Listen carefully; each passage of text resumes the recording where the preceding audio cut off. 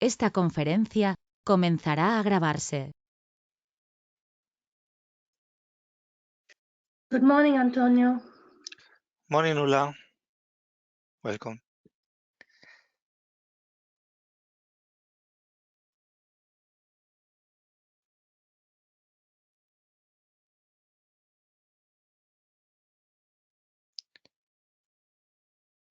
So, welcome, everybody.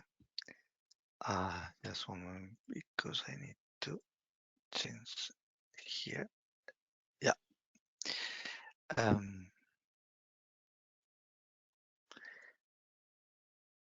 Today's topic is needs and critical action for the local businesses ecosystem.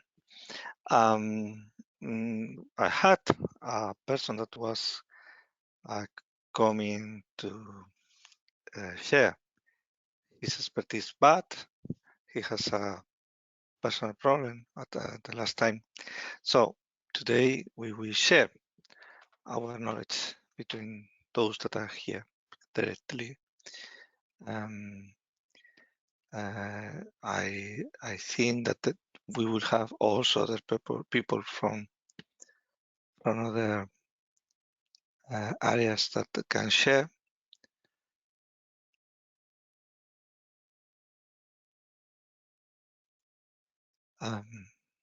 Yeah, I had some experience in this field personally, because probably you don't know, but I had a flower shop for something like 12 years with my ex-wife, and we had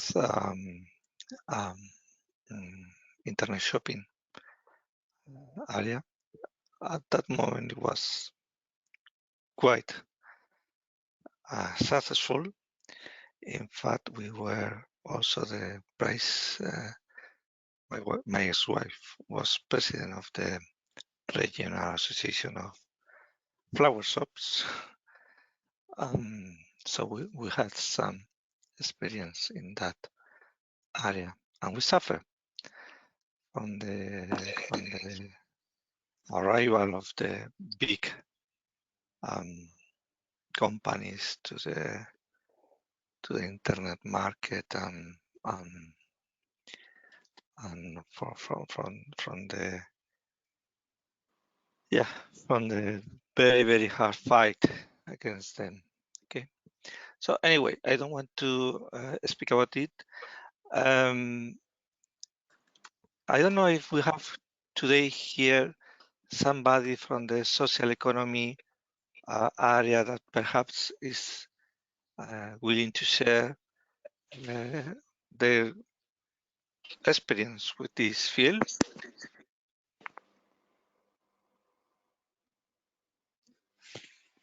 I am present, but I prefer to listen first. Okay.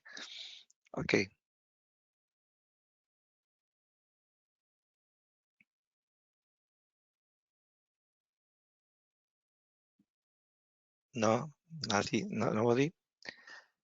If there is nobody, we can switch topic, okay? Because as I said, today we don't have the expert that I was waiting to have, okay? And I don't have really, I could speak from the news that I am reading, but I don't have really objective data about what is happening in the local businesses ecosystem. Antonio, I'm not officially connected with the social entities, but I participate as a volunteer in several ones, and so my connections, they are living hard times.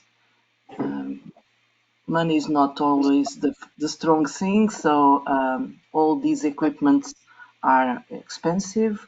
All the needs are more harder than usually, and so they're struggling. That's all I can say. Antonio, if there is no one from the field, I can of course share my my views if you like. We within the commission in the last let's say 3-4 weeks we gathered a lot of data and insight in what different types of social economy organizations are suffering today. And first of all, we have a lot of misunderstanding that they are running on subsidies and grants, and that they are some kind of secure because of that. But most of the time, it's rather the other way around, because these grants are very temporarily, very limited, and they are attached to some results. And what we see, particularly in, for example, the social services, because of this crisis, many of the organizations cannot come anymore to their assignment and to their job. I'm sorry, somebody is. Yes, Elim, I am silencing you. Okay, go on. Thank you. So and that is a big issue, because they cannot commit anymore to their promised results, which has because they have to close down. They're not allowed to operate anymore. They cannot reach out to their targets, etc., etc. So that's the first big issue. Secondly is also in terms of just regular liquidity in the businesses, that they have a very small margin. So most of them can only survive, for example, to 3 months in terms of liquidity. I don't know compared to regular SMEs and businesses this is, but out of what I read and the business reports I consult, this is rather a low margin to survive and quite insecure. And this means de facto also that they are at a big risk of failure. A third point that we see is that many of the social economy enterprises are active in the sectors that are somehow hit most by the crisis, meaning the catering branch, hotels, the tourism sector, but also personal services, but such as coming home, services at home of elderly people, of people with disabilities, for example. But this is very difficult because it's like a basic service, but they still have way lower access to them. And closely connected to this is the lack of protective material, because all the protective material is going immediately to the hospitals, definitely in the first years of the crisis, which made it barely impossible to continue their services.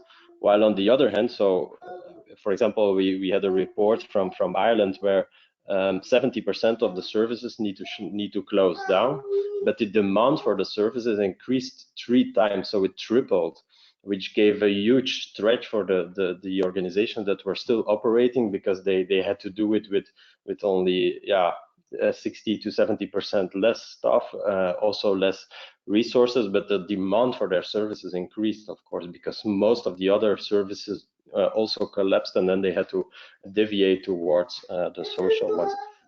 So this is in a nutshell what our impressions are on how social economy is dealing, and de facto, of course, they are the heart and the core of local social economy, together with, let's say, non-social services such as what we always make fun of, and where we it's almost like a running gag. The hairdressers, for example, this is also a category that suffers a lot, because they have to close down 100%. In some countries, they are not allowed to operate anymore for several weeks, and many of similar small local businesses, usually personal services where there is a need of contact between client and service provider, they have to close down as well. So therefore, they are much connected to each other.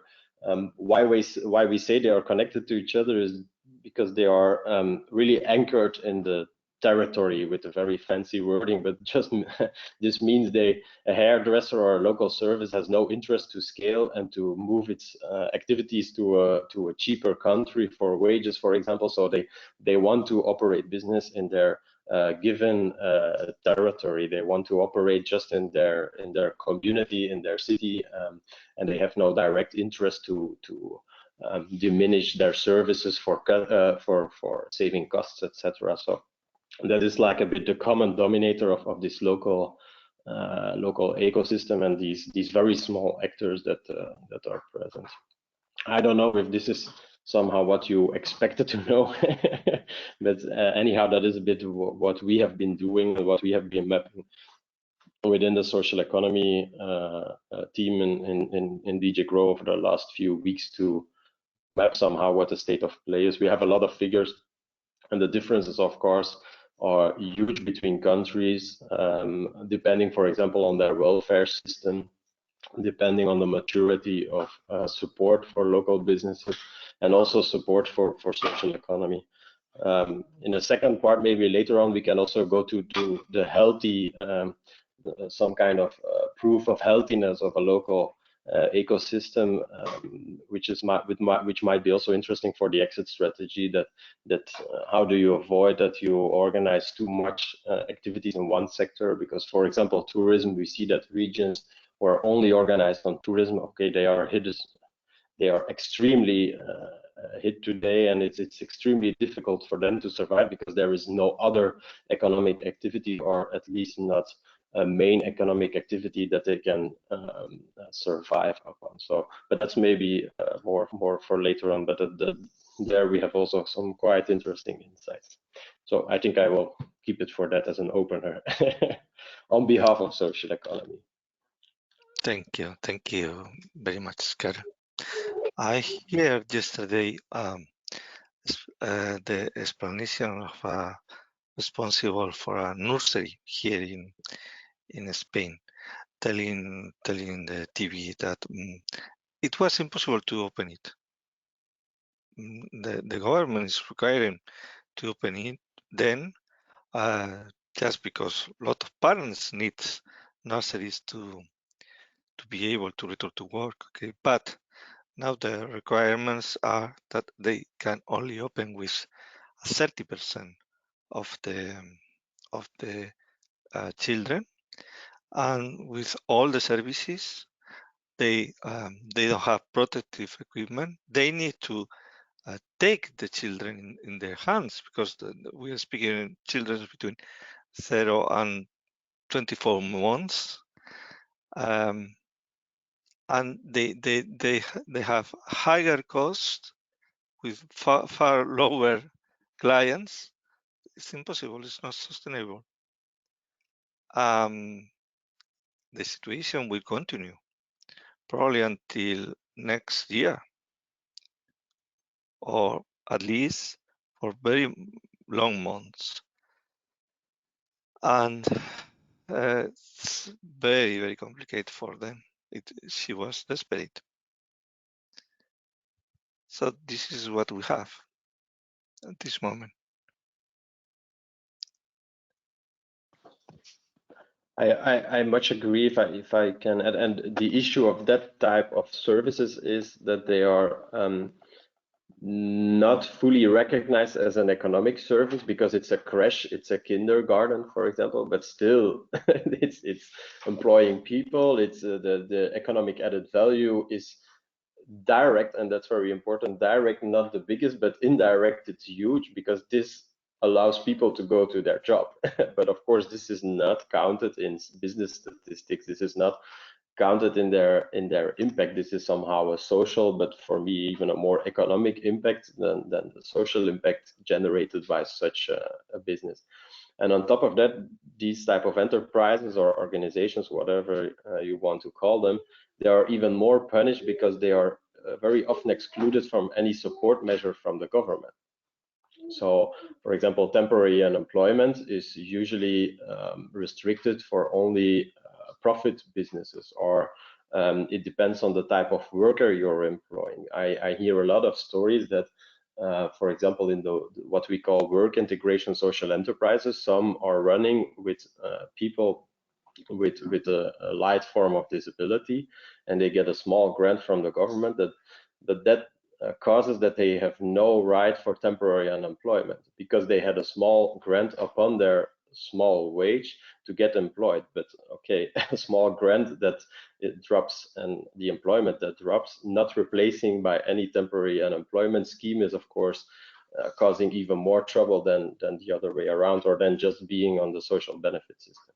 So this is, and also a crash cannot close down, so they have to run on, as you said, 30%, which means that they have way fewer income, but their fixed costs are still at a quite high level. It depends on the staff, but also the other costs. So these type of organizations, or I call them enterprises, because in the end they have an economic activity. You pay for a service that you get within a crash, even though it's a social service, that doesn't matter. But they are suffering way more than not way more, but they suffering really a lot, like many other enterprises, but they are not recognized as such. And that is a huge problem because many of these crashes are just organized by social economy organizations, social services, especially. So that's to add to what you just stated. Yeah. Good morning, everybody. Can I say just?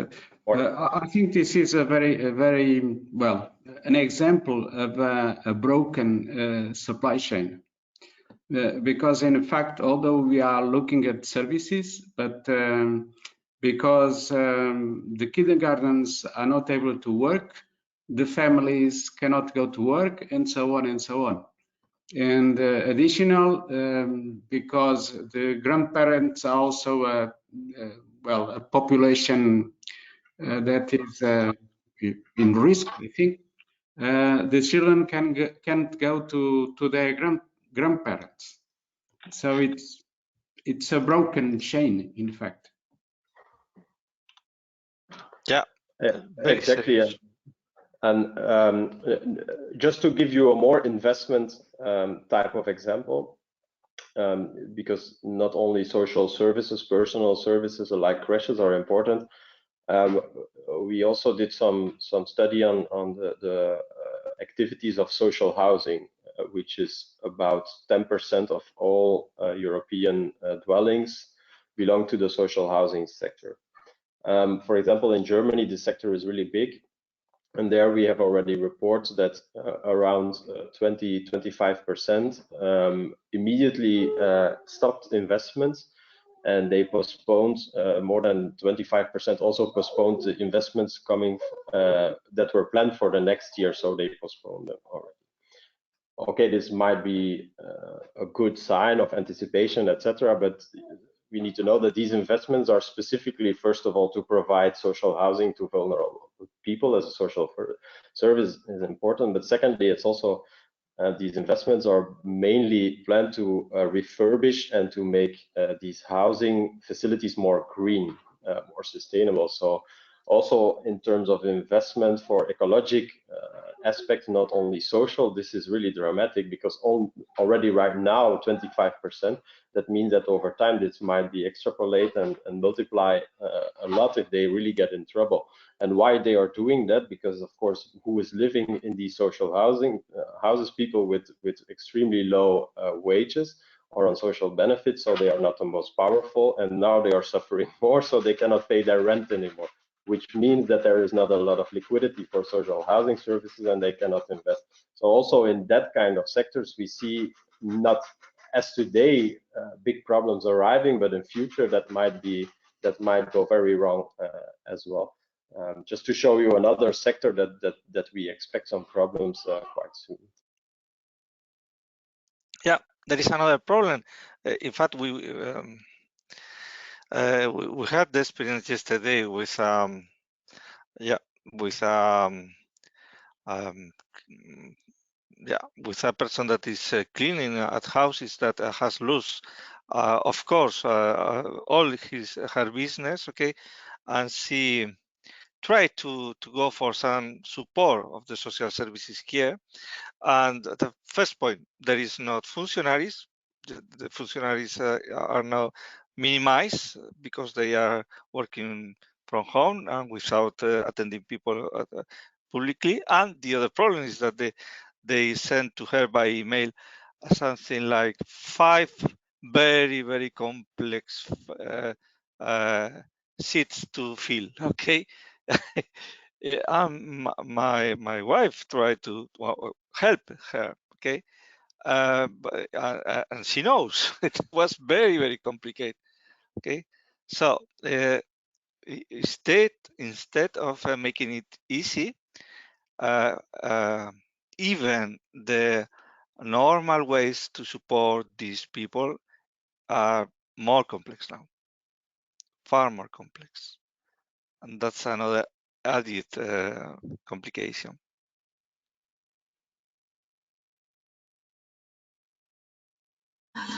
And there are other examples.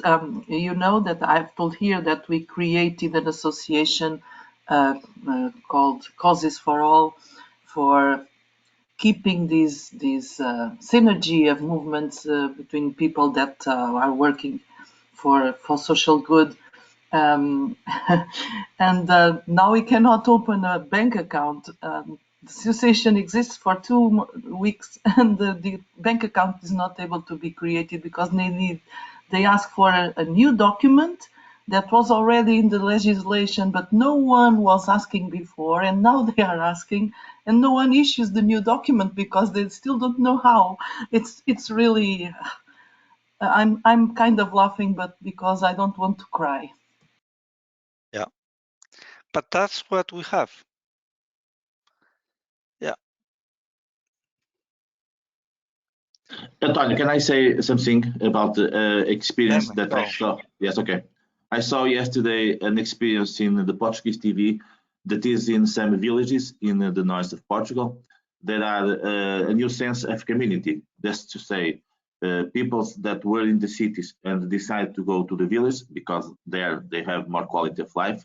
They decide to create a kind of help community where they share some food, they share some service, and it's a very good experience that I think in the future it will be very interesting. This crisis can be a good opportunity for reinventing this kind of community. I don't know what Carol thinks about this from his experience in the European Commission, but I think that in Europe we are going to face this kind of new experience of collaboration and cooperation.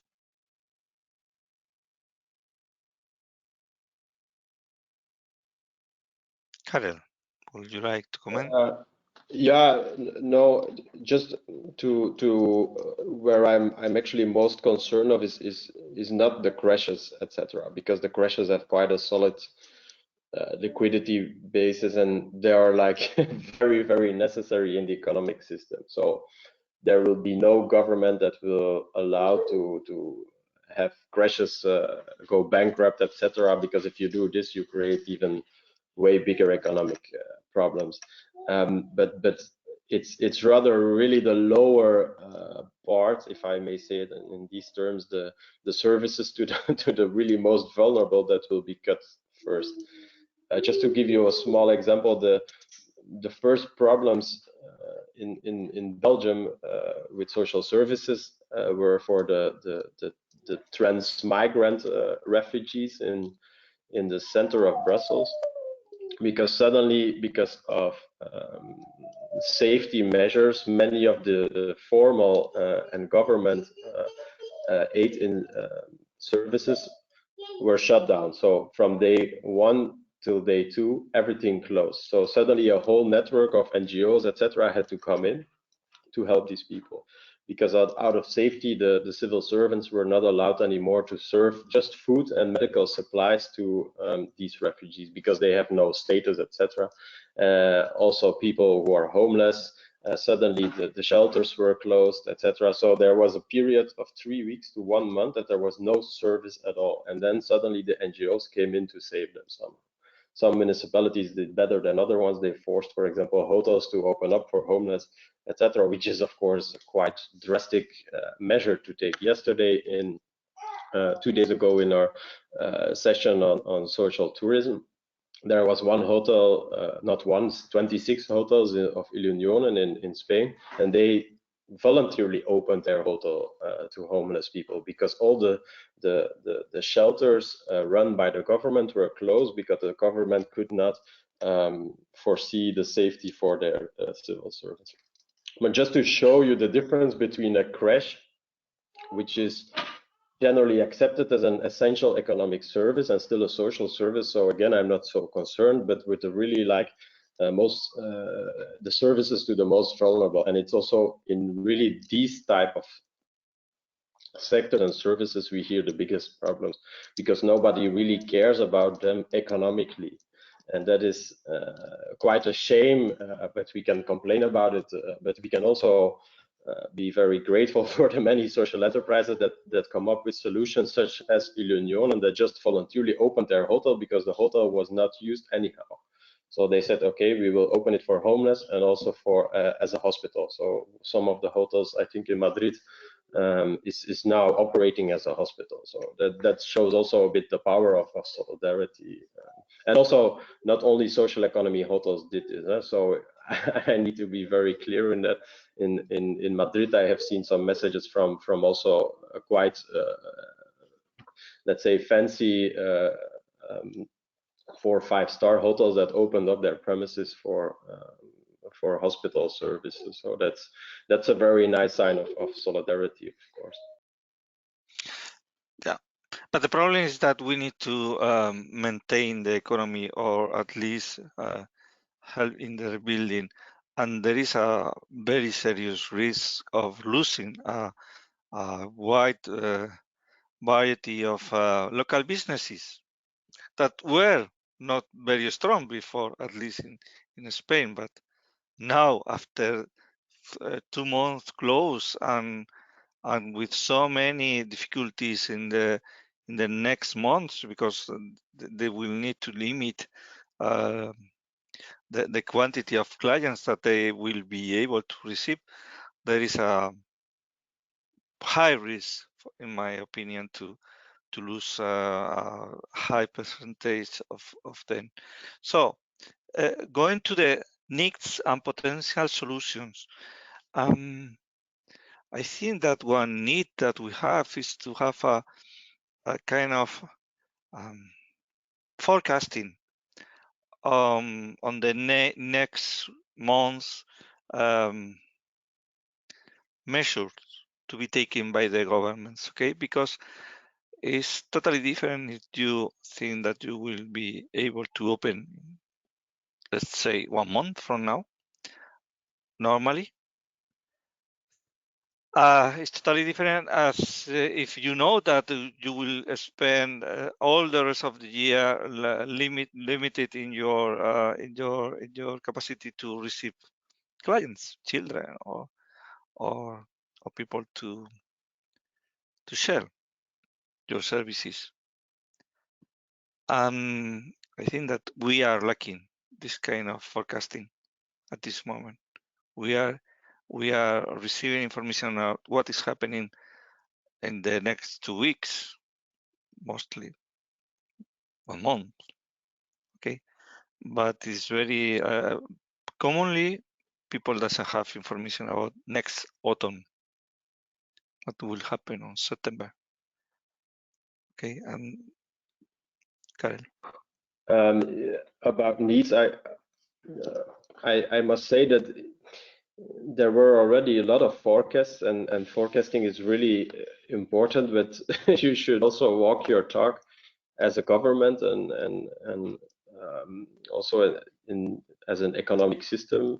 Maybe it's not only the responsibility of the government, but we have seen since many years forecasts of the OECD, the Commission, etc., that many regions and many countries are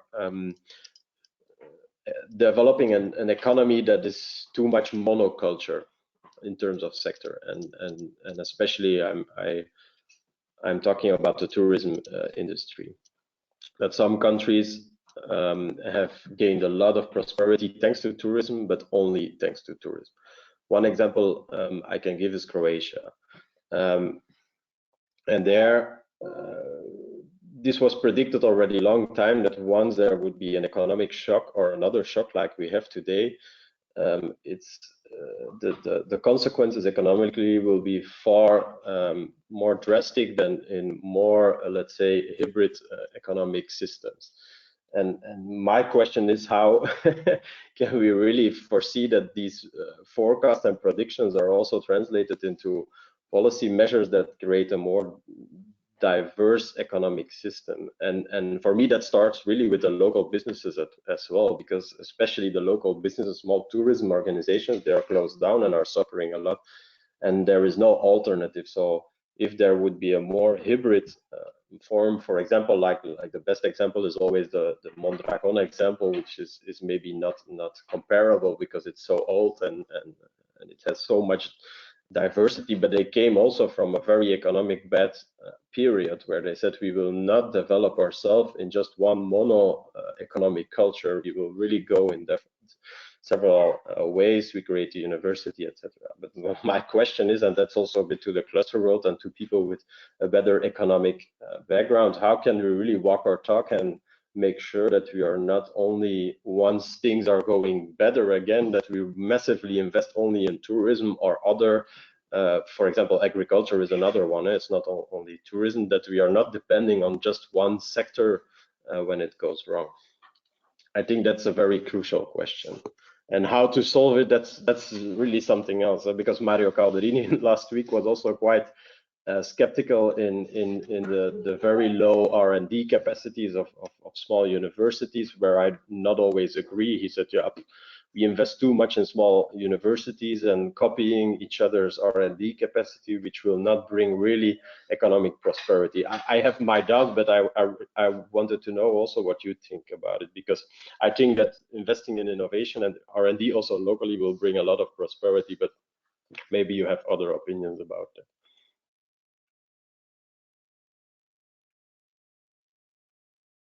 Opinions. This is a very interesting question, and we have Professor Athanasios. Welcome. Perhaps you will share your view on that specific point. Well, good morning.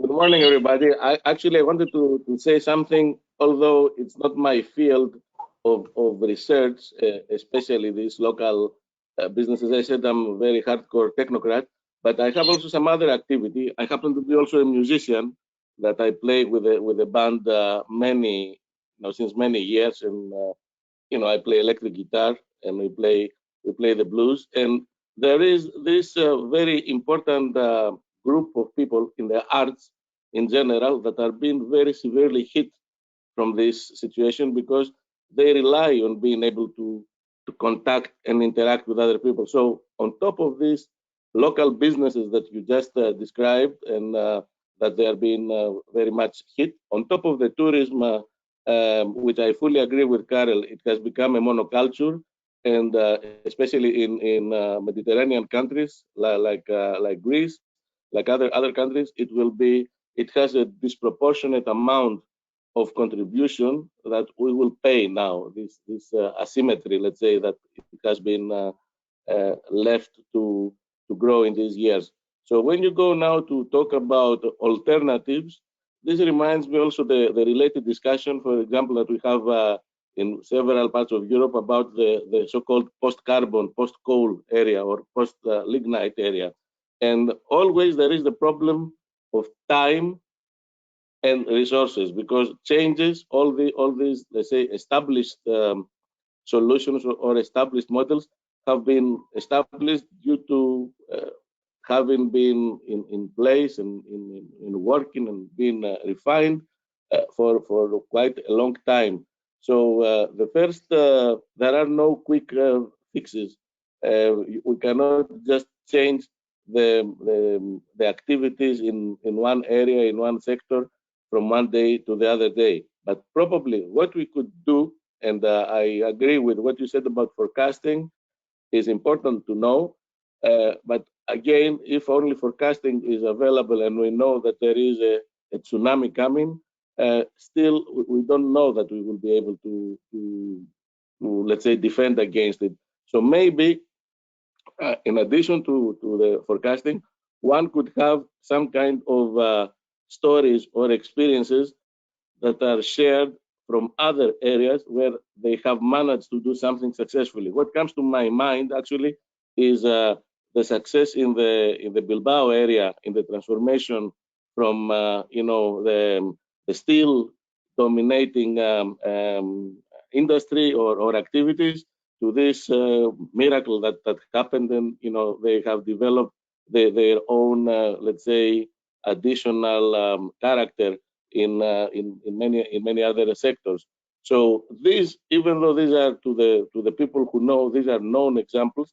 What is very important is to find such stories so that they are known to other people that don't even think about such alternatives. Because unfortunately, the public sector or the public, let's say, arena is dominated by examples that look completely unrealistic, to make the Silicon Valley or another Silicon Valley, or, the next, we are completely full with startups and innovators and IT, and everybody thinks that you will be the next Facebook, the next Google, but it doesn't happen this way. There are other more down-to-earth, practical alternatives that have been around. The Bilbao case is one, I think it is spectacular. So maybe one could find out such examples and package them as good stories, so that at least the mentality of the people and the motivation changes. I heard with very high interest what the previous, I think, Aurora mentioned about in Portugal, these communities that they move away from the city and they rediscover again the local organization, being able to use local resources. This is the kind of, I think, information originally, and also maybe best practices that could be shared so that real innovation can happen out of the people that have the needs. Antonio, if I could come in, I saw yesterday something very interesting, what is done here in Brussels. And when Athanasius talked about being a musician, it's called Culture on Demand. And it's a new thing. During the crisis, they have created a platform where artists, not only musicians, but also others, can offer their services, and you can book it, let's say, outside your house for 15 minutes, 20 minutes to quite reasonable prices. So on one hand, you do something a bit fun, having a musician also coming to, not to your place, but in front of your place. And the musician can also gain some money. So I think this is something quite simple. I don't know how it's taken up. I saw it yesterday, and as my birthday is coming up soon, I told my husband, so my gift, I want an artist coming in front of our house, so I can afterwards tell you how it worked. But I think this is a simple idea which allows to reach out to the creative sector. You can also have children activities, and I sent you the link now in the chat, but I thought this is one of the ideas which could be easy copied in other areas. Yeah, this is a very good suggestion, Ola. I will look at it. In fact, we were talking about something like this, joking about it, because it is the only activity that is, intrinsically social. You cannot just do it virtually, and bringing the people, some kind of protected contact, but at the same time, still doing it in a non-digital way. I think it is very important. So I'm very, very happy that you sent us this link. I will. I totally agree, and we need to share this kind of actions. But I think I started this session telling you that I have experience with the internet shopping, okay, for flower shop, and the problem is that the big companies have a lot of resources, and it's far more easier for them to sell and to be convincing that for you that are a very small shop in the center of a city. And the problem is that, as Ramon Garcia shared yesterday, the shopping through internet has increased, has tripled, something like that. Okay, so there is a lot of money moving on internet, but this money is going to the big companies, and the small shops doesn't know how to they are losing the market for those big companies, and they need our help. I know in my practice, I know, because they don't know. It's very hard to fight against the Amazon, let's say a name, okay? Or perhaps you need to join with Amazon, but they, at this moment, they need to understand how can they fight in that field. Those that are able, that there are some of them that not, for example, hairdressers, okay, but there are others that could make they could sell, yeah, they could sell directly to the houses near the shop, for example. Okay, but we are not helping on that area, as far as I know, and we need also references or platform or something similar for them, in my opinion. Okay, Karel, or we cannot hear sorry, you, Karel. I think Daniel was before me, so Daniel. I will. Okay. Daniel. Since we are already nearing the solutions part of the meeting, I was going to say 2 things, but the conversation is leading me to say 4 things actually. So the first one is I'm going to share one project that we have in the Smart City cluster, and we are 24/7 discussing different smart city projects, and one of them that we have been around for some time. It's a project that we still need to find some funding for. It's one we call Geronto Barrio. It's a design of a neighborhood that is specifically hit by some specific threat. You can say high unemployment, or maybe you can say very, very aging population.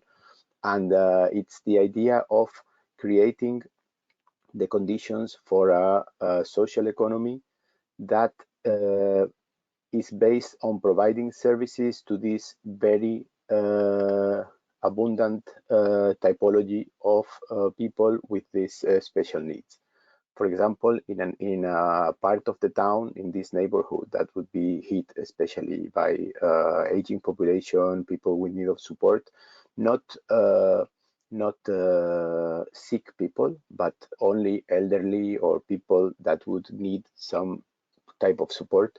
Establish an industry that would be cooking in large amounts, people who would provide support, help them go to the groceries, keep them company, check on them, provide also other basic services like doing their ironing or some other stuff. This is just some examples of what it could be. Creating the conditions for such services would create new jobs, and it would also solve a social need that would be this type of people. The second one is Antonio. You are a big data man. You have mentioned certain times that you have a lot of experience on large amounts of data processing. At this point, the technology, and this is something that we have experienced with the smart cities. This cluster was established in 2014. And the world of smart cities is completely different. 6 months later, you can discover that there are things that were impossible to conceive before. When we are talking about this neighborhood, or if you take out your lens and look at the country or a region, if you have enough information about what people can do, and if you have enough information about what people need generally, you can take this information from I don't know, different sources. There are many different sources of information nowadays that were not available some years ago. You could establish some sort of brokerage action or incentives that would create economic activity based on solving the different types of needs of certain places. And this would be something that maybe is possible now that wasn't possible months or years ago, because maybe it would have been a good idea, but it was technically impossible. The third thing is about the music that Athanasios has mentioned. One of my brothers is the owner of a music hall. It fits 600 people, and they do mainly rock concerts. Now they had to stop, of course, the activities because the big gatherings are prohibited, and they are elaborating a proposal for the city council about touring bands on open rooftop 2-floor buses that would tour the city in order to create this type of activity and also support the culture business with local artists. And this will also be helpful. And the fourth one, I've been talking for so long now that I've forgotten. If I remember, I will come back to you and say. Thank you, Daniel. Okay, there were more people willing to participate, I'm sure. Karel? Nobody else wants, because I'm talking too much. Dolores. Yeah, good morning. Well, you have said a lot of things. Thank you very much. Very interesting discussion. I have 2 points here. First, for the small shops, we can say, I think that we need to think really here in a bottom-up approach. I mean, because in order to really try to fight, if we can say, with Amazon or big companies, the small shops or the local shops need to collaborate and cooperate together. And one option is just starting from a city hall. In my case, I'm living in a small village, and the city hall know exactly all the names of the shops in the village. So maybe this can be included in already the website existing in the city hall, how you can contact or what does this small shop offers, or try to give more diffusion of the shops already existing in each village or in each city. These for sure need to think how this can be a large, but in case of a small village or small cities or quarters or neighborhoods can be arranged because the knowledge is already there. So it's a matter of organize it and try to collaborate together. And the second point that I want to mention is related to Carol. Yesterday I was not here, but you mentioned something about R&D, that the professor that we invited yesterday was not so encouraged about it. I agree with him. I think that R&D as we have now cannot bring the solution at the pace we need. And I think it's necessary really to rethink how to change the R&D model. I have working on it for a long time, and it's true. In a SEMS research center, the 2 different groups are competing to have the same equipment or to have the money for one project, and the other group is a similar project. I mean, it's everybody is speaking about, yeah, we need to share knowledge, we need to collaborate, but in fact, the real fact is that it's a lot of competition, maybe because the model itself is not well designed, or it's not well designed for our needs. And that's all. Thank you.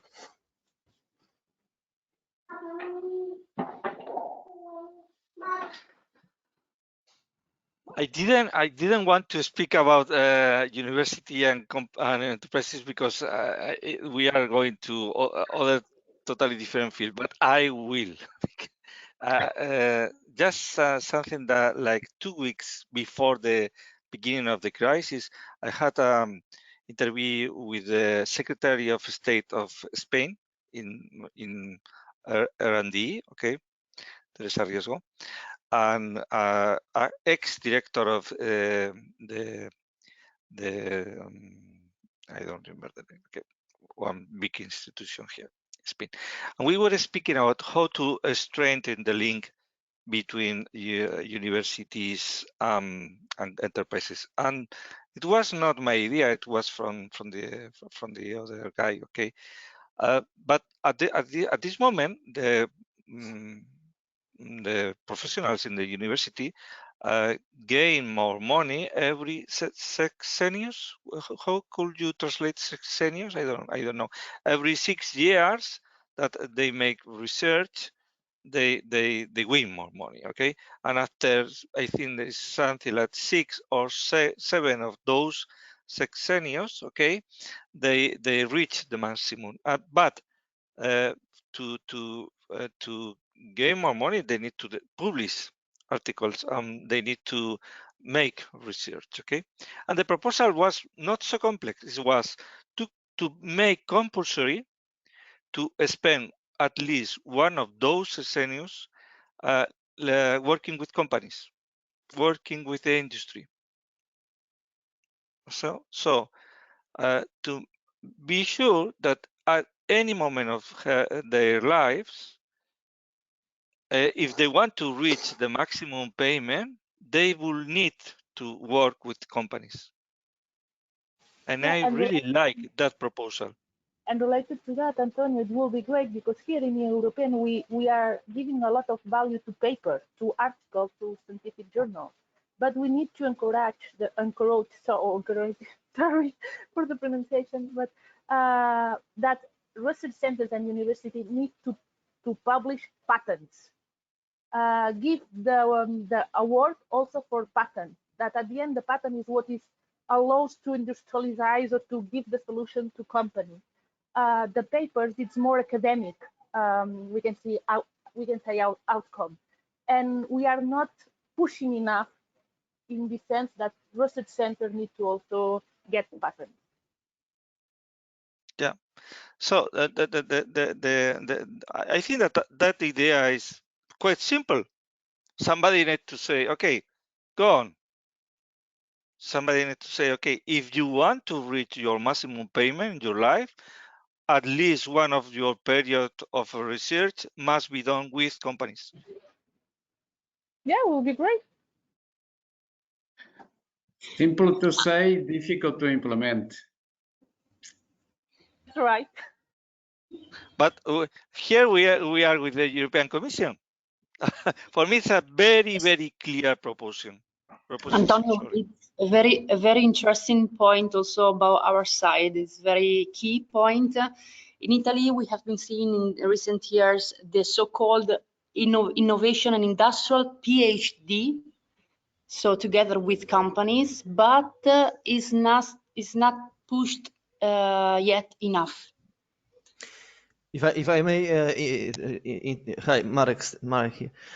We come. I mean, this was a different topic with social, but as far as this research and totally different topic, yeah. Different. But for this, just very quickly, in this regional funds, we've been pushing for this collaboration between researchers and entrepreneurs, and this is the smart specialization.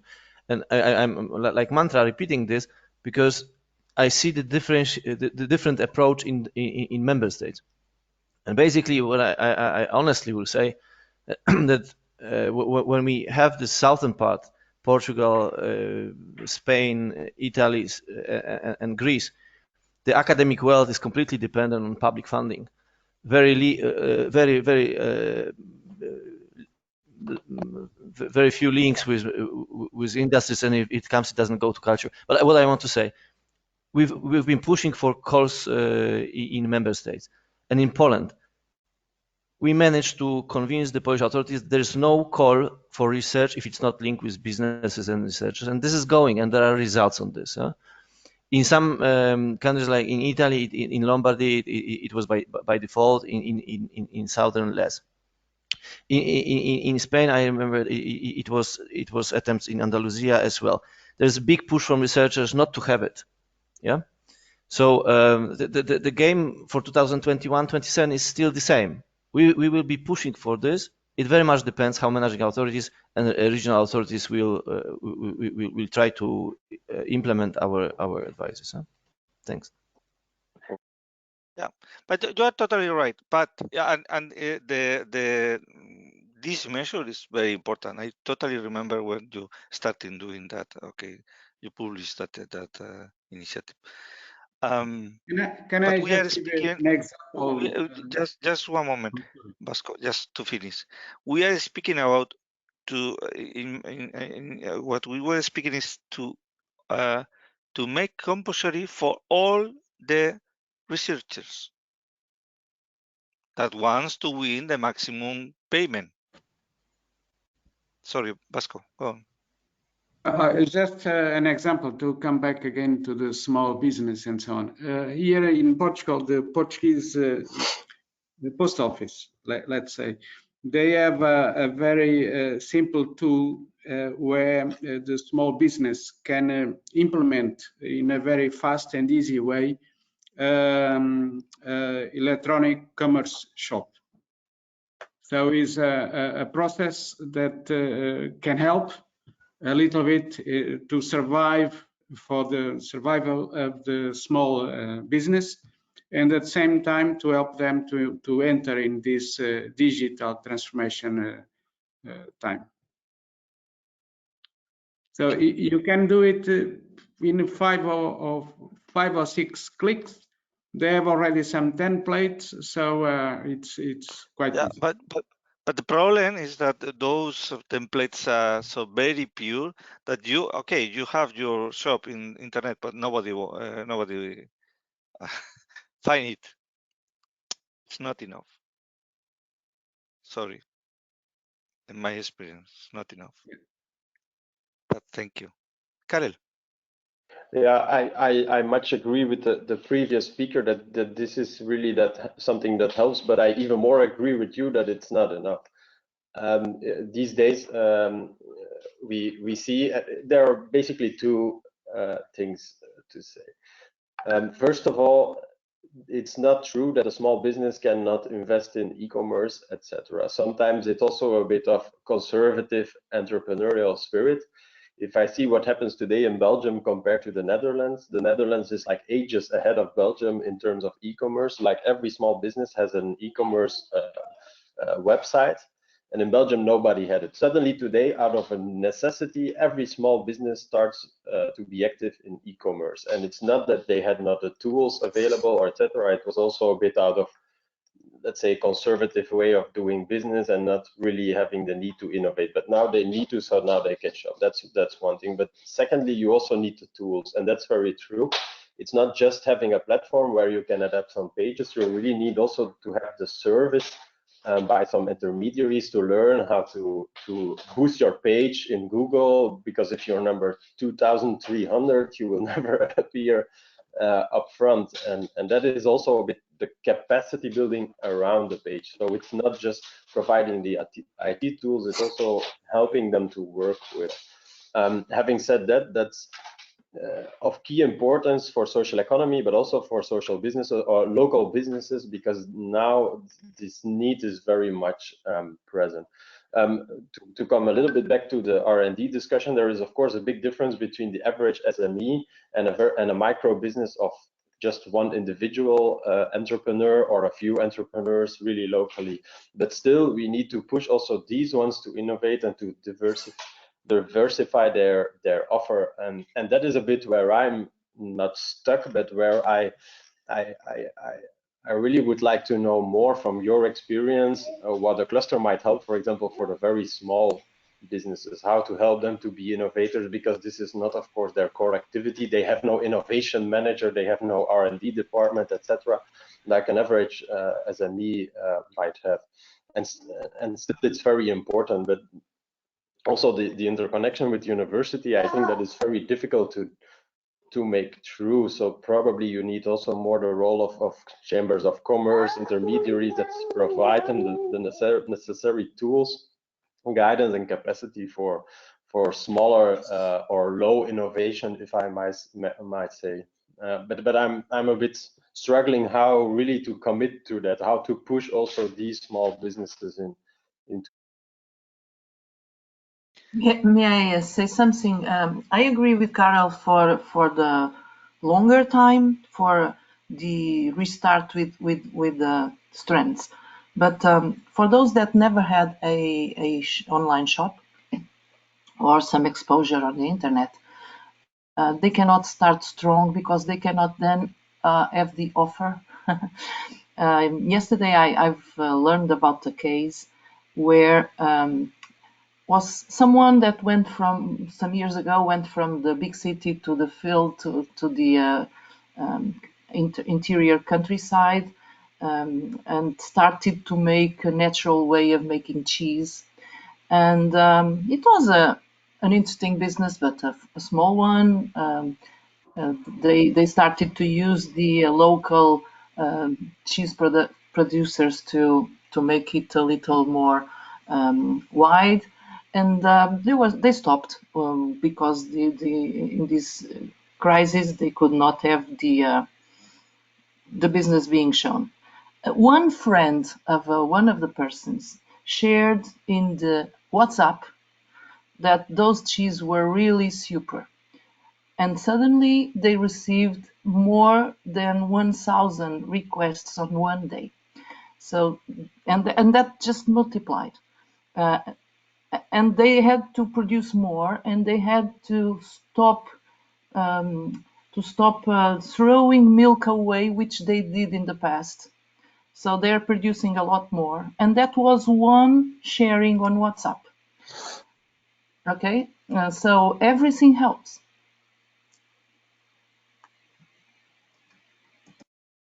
Thank you, Aurora. Yeah, as far as I know, the small shops doesn't usually be part of clusters, okay? Because probably they are too small and to focus on selling, okay? I don't know if there is the experience with other clusters, okay? But I am sure that they will gain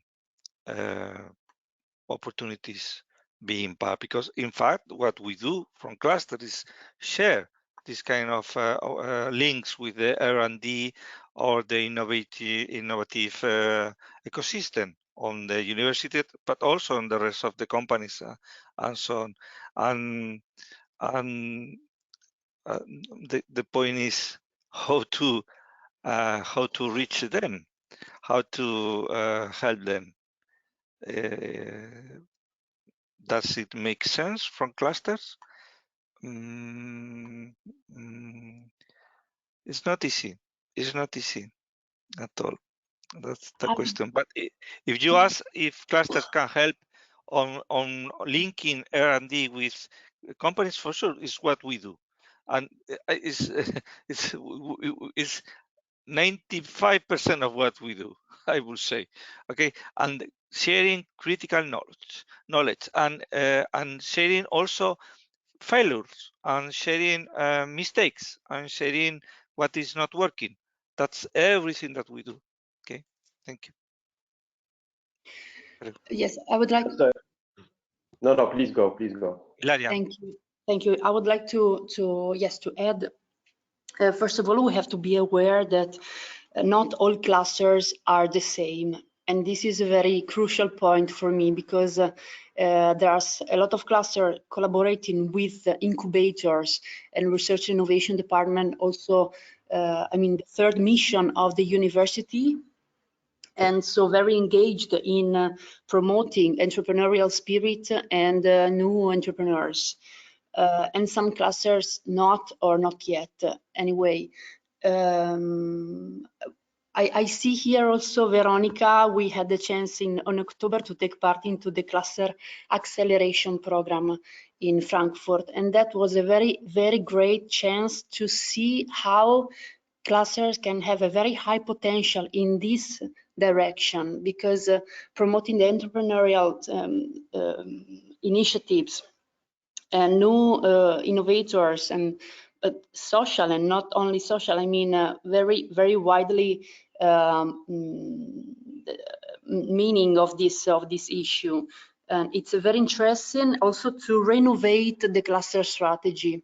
So for sure, cluster is the same observatory point with very wide point of view, collecting together, very inclusive, very transversal and cross-sectoral. So this is really interesting in order to create a favorable environment to new sustainable entrepreneurs to come up. This could be a very interesting point. And so my conclusion is that I would like not to think about the current situation about cluster organization. I would like to see a very new empowered role of clusters, also in this linkages role, because we need these linkages to invest more on this, to invest more in collaboration. And also in this case, cluster are very, very good subject to invest. Karel. Just very briefly, and it's much connected with the comments that we really sometimes talk about really two different animals of businesses, really the small local business versus the SMEs who are usually organized within a cluster. And that turns me to a question: do you have an idea how many clusters, rather small clusters of small businesses exist? Just like micro enterprises, 1 to 5 employees, for example. So the local hairdressers, etc., are these businesses also organized in clusters? I guess rather not, but it would be interesting to know if they exist. Maybe we should also reach out to one of those and to have a look at how they are dealing with this crisis, because it's a completely different type of business than the 50 employees SME in manufacturing or some kind of service. So it's a question I have no idea. I'm not the expert on clusters, to be honest.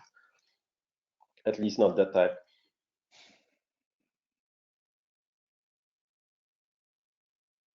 Well, my point of view is that here in Italy, we see also a lot of small and medium enterprise inside clusters.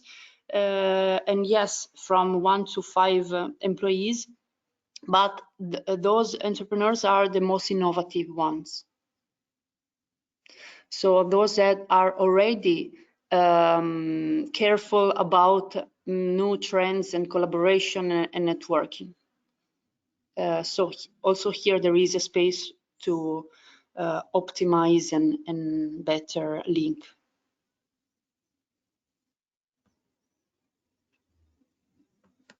Yeah, but I agree with Dolores stating that there is those that we call entrepreneurs, okay, that are very active, very innovative, and there are what we call, or at least myself, local businesses ecosystems that are more static and also numerous, okay, shops, if you want to say, okay.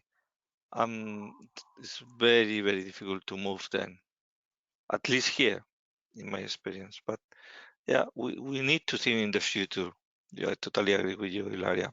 We need to think about what to do in that field.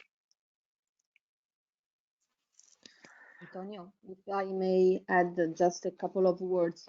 I find very interesting what is happening now, at least in a couple of cities in Italy, Florence on my side and Milan, close to Ilaria.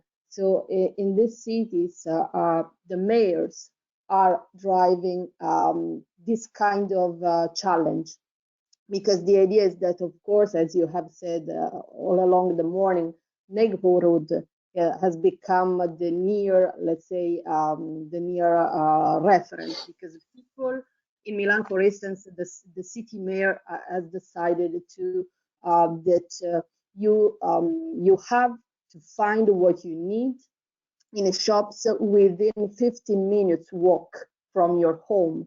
So the idea is that just to reorganize the city around multiple small areas. So to reconstruct the idea of small villages inside the city.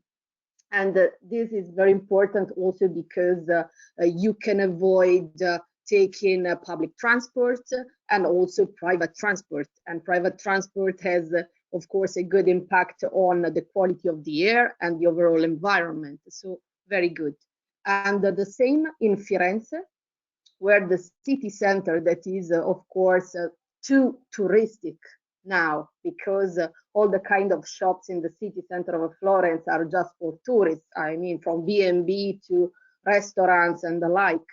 But people still live there, and they need the local businesses for their own life. So also the mayor of Florence is working, started working with great architects that have visions of how cities can look like in the new COVID era. Okay, because if we are learning something about this, it's that people has to be at the center of all design of the new society.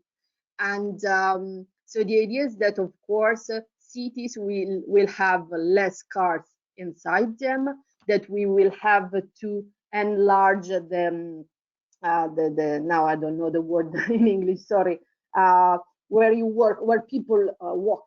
Okay, so you make the roads smaller, and you have more space for people to walk, and to put to strengthen the local businesses, also enlarging their space outside.